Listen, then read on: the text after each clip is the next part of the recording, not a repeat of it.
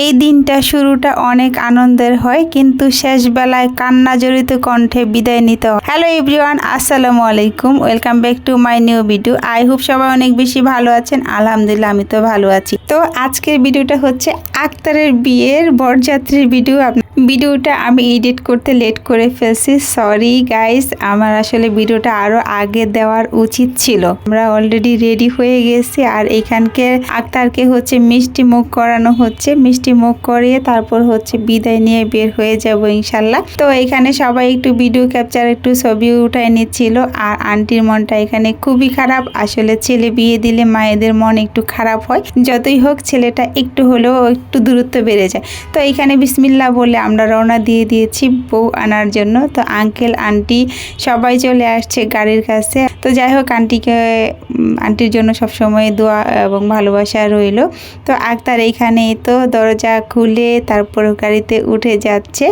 তো আমরা এখানে হচ্ছে একটু ভিডিও করে নিচ্ছিলাম আক্তারকে। মাশাআল্লাহ মাশাআল্লাহ, আক্তারকে এত সুন্দর লাগতেছিল যা বলার বাইরে। সত্যি আসলে ভিডিও ক্যাপচার না করলে হয়তো বুঝতেই পারতাম না যে এত সুন্দর লাগতেছিল। তো এই তো দেখেন, আমিও উঠে গেছি আক্তারের সাথে একই গাড়িতে। তো মাশাআল্লাহ, আমাকেও নাকি অনেক সুন্দর লাগতেছিল। আক্তার বলল যে আপু আপনাকে অনেক সুন্দর লাগছে। তো এইখানে আমি আবার বলতেছিলাম যে আক্তার তুই এতদিন সিঙ্গেল ছিলি, বাট কিছুদিন আগে তোর আক্ত হয়েছে, এতদিন তারপরও তুই সিঙ্গেলের মতো করে চলছিস, বাট আজকে থেকে তুই পার্মানেন্টলি মিঙ্গেল হয়ে গেছিস। তোর পাশে একজন থাকবে এখন থেকে। তো এইখানে তারপর আমি একটু ভিডিও করে নিচ্ছিলাম। আর পিচ্ছিটা দেখেন কি সুন্দর, মাশাআল্লাহ কিউট করে তাকায় আছে, তাই না? তো বরযাত্রীতে কিন্তু আমরা মেয়েরা বেশি যাই নাই, মাত্র আমি, রাব্বির একটা ফ্রেন্ড আর আক্তারের ফ্রেন্ডের একটা ওয়াইফ। সো আমরা এই তিনজন মাত্র গিয়েছি। ওই যে দেখেন সামনে যাচ্ছে, এটা হচ্ছে আক্তারের ফ্রেন্ডের ওয়াইফ, আর যাচ্ছে হচ্ছে রাব্বির একটা ফ্রেন্ড আর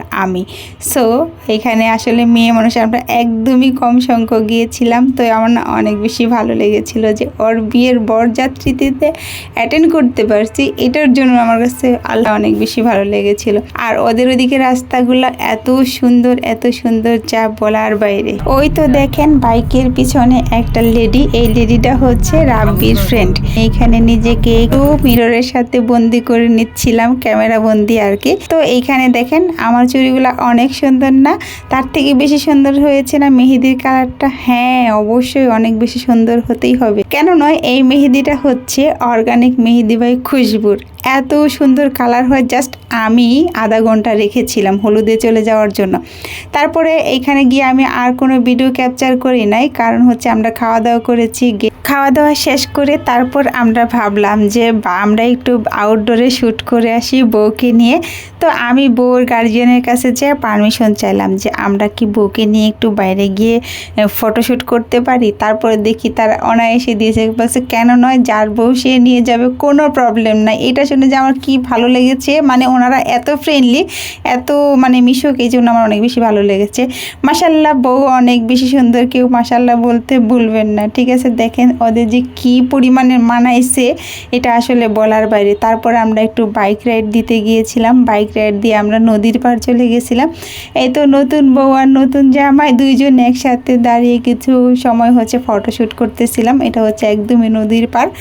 আমাদের আসলে দুঃখজনক একটা ব্যাপার হলো যে আমরা ক্যামেরা নিয়েছি, বাট ক্যামেরার ব্যাটারি চার্জ ছিল না বুঝলে আমরা হচ্ছে ফোনে ফটোশ্যুট করতে হয়েছে।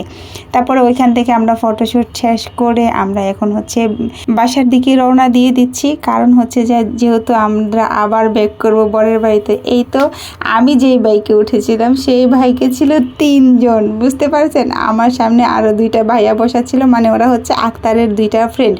ওরা এত মিশুক, যা বলার বাইরে। দেখেন আমি একটু ভিডিও ক্যাপচার করে নিচ্ছিলাম। আর আমি যখন আক্তারদের বাসা থেকে ফিরেছি তখন আমি হচ্ছে বাইকে করে আসছিলাম আর কি। তারপরে এই তো বাসায় আসার পরে কিছু রিচুয়াল থাকে, সেই রিচুয়ালগুলো হচ্ছে তারা করতেছে। এখানে বউকে আর জামাইকে হচ্ছে মিষ্টি মুখ করিয়ে দিচ্ছে, তারপর হচ্ছে এখানে একটু বুঝিয়ে দিবে। আসলে এত আনন্দের মুহূর্তটা ক্ষণিকের মধ্যে কেন জানি কান্নায় পরিণত হয়ে গেল। এটা আসলে প্রত্যেকটা মেয়ের জীবনে এরকম হয়। এটা আসলে এটা মেনে নিতে হবে, মেনে নেওয়া ছাড়া আর কিছু করার নাই আর কি।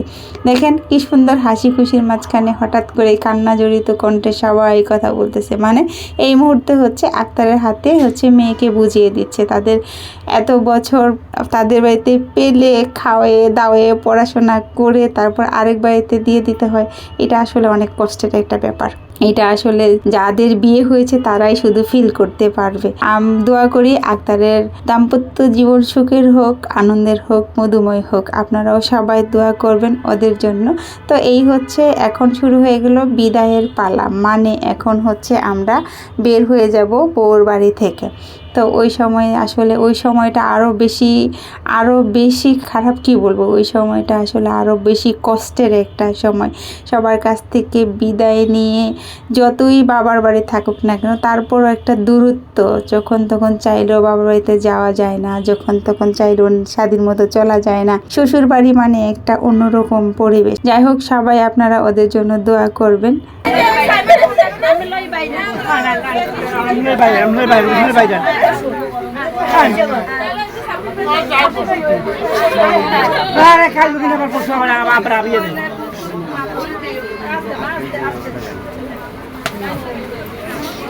দোয়া করেন আসেন।